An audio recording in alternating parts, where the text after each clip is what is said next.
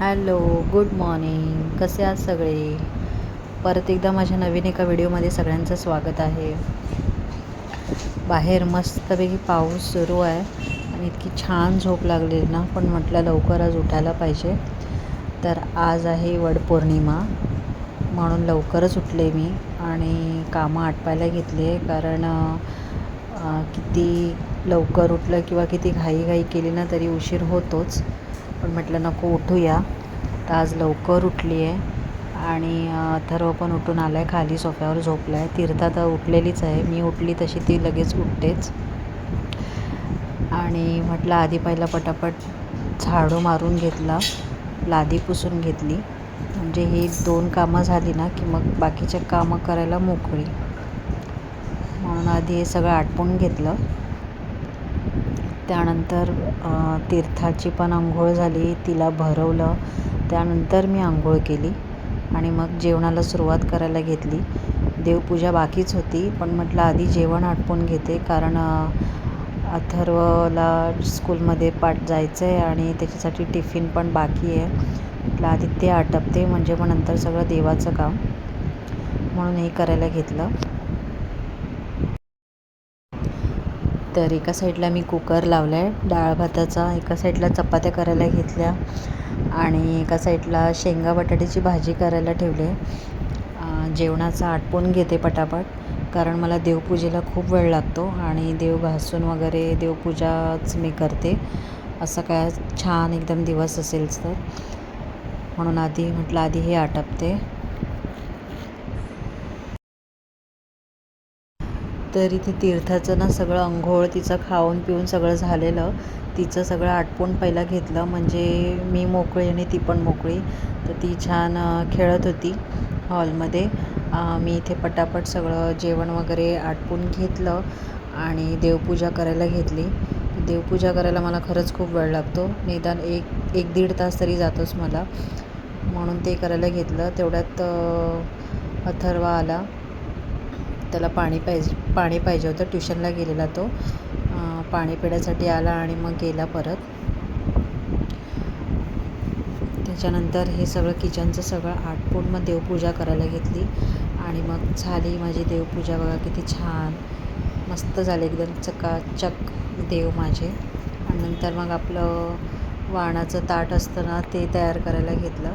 तर ह्या वेळेला सगळी फळं मी थोडीशीच घेतली, कारण कोण जास्त खायला मागत नाही आमच्या घरात पण. त्याच्यामुळे थोडीशीच घेतली आणि वाण पटापट तयार केलं. कारण आज मला एकटीलाच जायचं होतं. दरवर्षी आम्ही म्हणजे सोसायटीतल्या आम्ही 4-5 जणी आहोत. काकी आहेत, दुसऱ्या 2 वहिनी आहेत, त्या आम्ही सगळ्याजणी एकत्रच जातो. म्हणजे माझं लग्न झाल्यापासून तरी मी एकत्रच जातो आम्ही सगळ्याजणी. पण ह्यावर्षी मला एकटीलाच जायचं होतं, कारण प्रत्येकीचा वेगवेगळा प्रॉब्लेम होता. तर मला खूप जीवावर आलेलं एकटीला जायला. मी पण फटाफट ताट तयार केलं आणि तयारी करून घेतली. बाहेर बारीक बारीक पाऊस पडत होता, तर प्रश्न पडलेला कसं सगळं घेणार छत्री ताट. पण ह्यांना विचारलं तर ह्यांना म्हटलं मला सोडायला याल का, तर हा म्हणाले चक्क. आणि फर्स्ट टाईम एवढ्या वर्षात ते मला वटपौर्णिमेला घेऊन माझ्याबरोबर आले म्हणजे. आणि छान अशी पूजा केली मी शांतपणे, कारण ह्यावेळेला काही गर्दीच नव्हती, अजिबात गर्दी नव्हती आणि घाईघाई पण नव्हती सगळी बायकांची. नाहीतर आपण असं दरवर्षी खूप घाईघाई असते, गिचमिड असते. ह्यावर्षी एकदम शांतपणे व्यवस्थित पूजा अशी करायला भेटली. आणि इथे मंडप पण बांधलेला आहे ह्यावर्षी, कारण पावसामुळे खूप त्रास होतो, बायकांना नीट उभं नाही राहायला भेटत. आणि दरवर्षी मी इथेच येते, ह्याच झाडाच्या इथे येते पूजायला. फक्त एवढंच की यावर्षी मी एकटी होते आणि चक्क अथर्वचे पप्पा होते माझ्याबरोबर.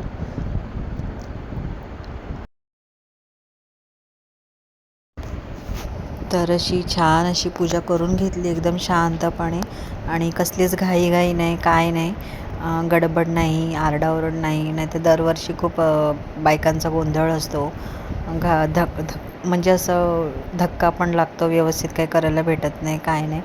पण यावर्षी व्यवस्थित अशी पूजा करून घेतली शांतपणे.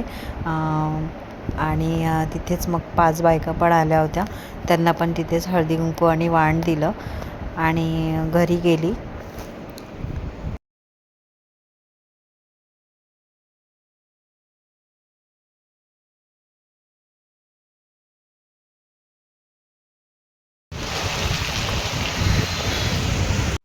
त्यानंतर घरी गेल्यावर त्या आधी तुळशी वृंदावनाला म्हणजे तुळशीला आधी वाण दिलं, तुळशीची पूजा केली आणि मग घरी गेल्यावरती देवाजवळ वाण ठेवलं आणि नंतर मम्मीला आणि त्यांना दोघांना वाण दिलं. चला तर मग इथेच व्हिडिओला आता एंड करते आणि नक्की माझा व्हिडिओ आवडला असेल तर नक्की माझ्या चॅनलला सबस्क्राईब करा आणि लाईक आणि कमेंट पण करा. आणि थँक्यू ज्यांनी ज्यांनी माझ्या चॅनलला सबस्क्राईब केलेलं आहे त्यांच्यासाठी. आणि भेटूया नेक्स्ट ब्लॉगमध्ये. बाय.